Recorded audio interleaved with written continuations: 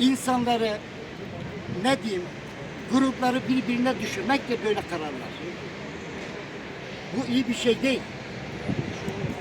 Yarın bir şey olursa sebebi onlar olur burada. Biz değil. Yani gidin, nasıl bu adamlar niçin yakalanmış? Neden yakalanmış? Ne suça karışmış? Çizik yoksa, kırık yoksa, darbe yoksa bu adamlara yazık, günah değil midir? Niçin içeri atıldı?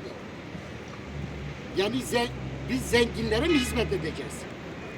Yargı zenginlere mi hizmet edecek? Yoksa halka mı? Yazık, günah değil midir? Keşke köyün baskınını görmüş olsaydınız. Evlerimizi boşalttık orada. Evler sizin olsun, biz çıkacağız. Olur mu öyle ya?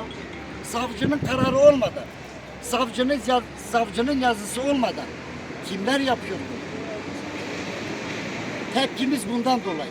Bunların suçu zerre kadar bir ispatı varsa idam etsinler.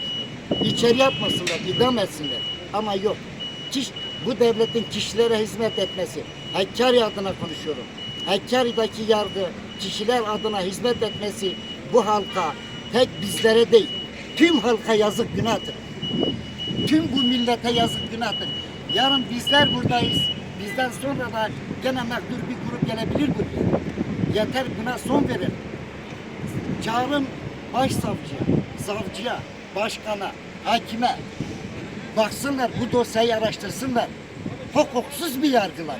Yazık, günah değil midir bu insanlara?